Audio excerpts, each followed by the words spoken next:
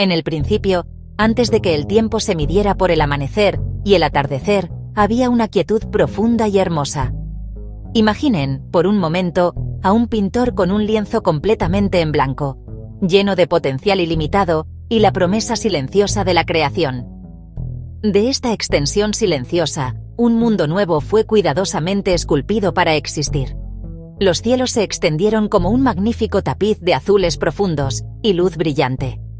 La tierra fue formada, una esfera de tierra rica, y aguas que fluían, esperando ser llenada de vida. Fue el primer aliento del universo, un momento sagrado de puro potencial que se convirtió en realidad. Dentro de este mundo recién formado, se apartó un lugar especial, un santuario de belleza inigualable conocido como el Jardín del Edén. Este no era cualquier jardín, era el corazón de la creación, un lugar donde todo existía en perfecto equilibrio. En este entorno idílico, el primer humano, Adán, fue creado. Fue formado de la misma tierra que debía cuidar. Era una encarnación viviente del potencial de la tierra, un administrador con la profunda responsabilidad de cuidar este paraíso. Adán no era solo una criatura en el jardín. Era su alma consciente y viva, un espejo que reflejaba la creatividad divina. Pero saben, la soledad, incluso en el paraíso, es un estado incompleto. Así, de Adán, se formó otro ser, Eva. Esta no fue la creación de un ser menor, sino la culminación de un todo. Ella era hueso de sus huesos y carne de su carne. Juntos, Adán y Eva representaban la plenitud de la experiencia humana, compañeros destinados a caminar por este mundo prístino lado a lado. Su presencia completó la obra maestra de la creación. Su existencia en el jardín era de inocencia pura e inmaculada. La vida en el Jardín del Edén era una sinfonía de perfecta armonía, donde cada elemento desempeñaba su papel en una composición impecable. Imaginen un mundo donde no hay conflicto, donde el león se acuesta con el cordero, no por sometimiento, sino por un sentido compartido de paz. Los ríos fluían con agua cristalina, nutriendo la tierra sin inundarla jamás. Los árboles daban frutos continuamente, ofreciendo su abundancia libremente y sin dudarlo. Adán y Eva no necesitaban trabajar para su sustento. El jardín les proporcionaba todo lo que necesitaban en abundancia. Su trabajo no era una labor, sino un acto gozoso de participación, una danza con la naturaleza. La comunicación no se limitaba a las palabras. Adán y Eva entendían el lenguaje de los pájaros, entendían el susurro de las hojas y el suave murmullo de los arroyos.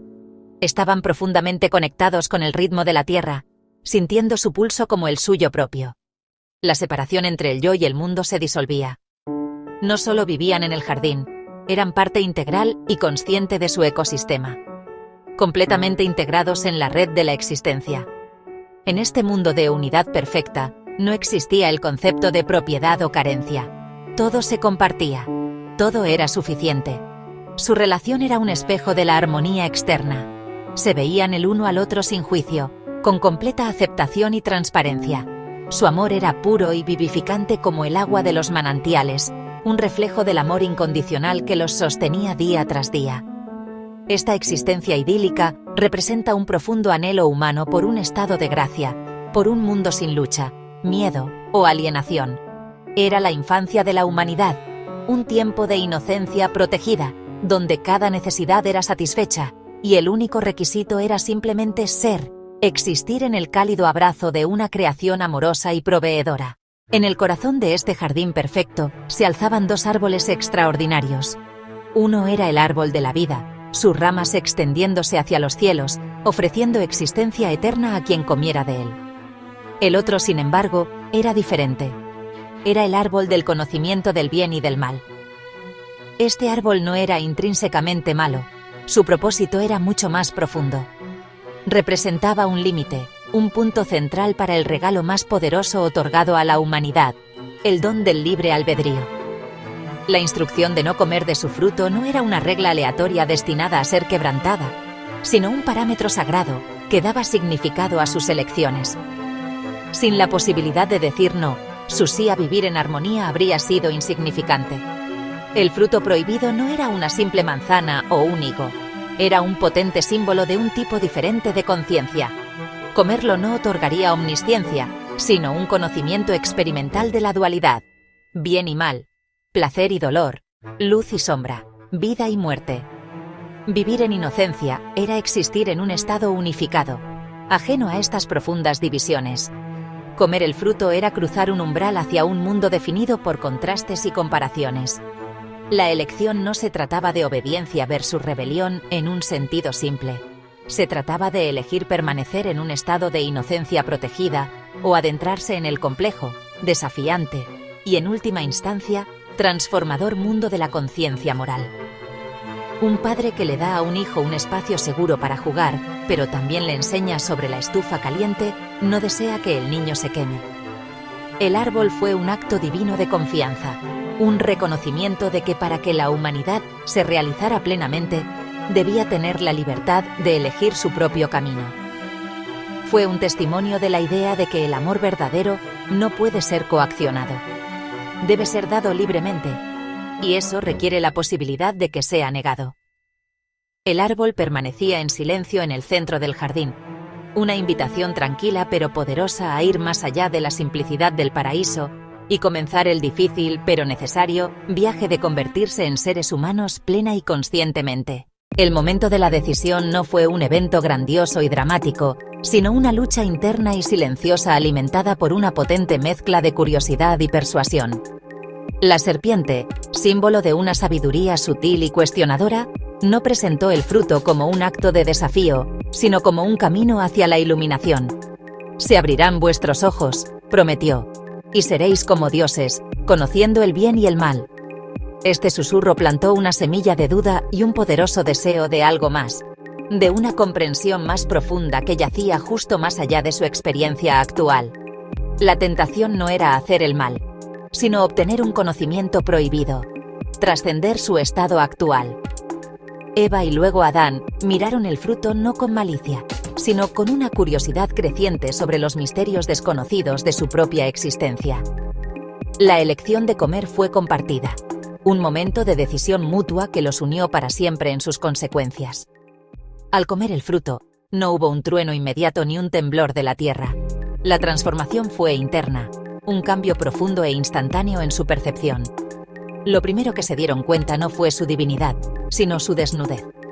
Por primera vez, se vieron a sí mismos y el uno al otro, no con ojos de pura aceptación, sino con una nueva conciencia de sí mismos.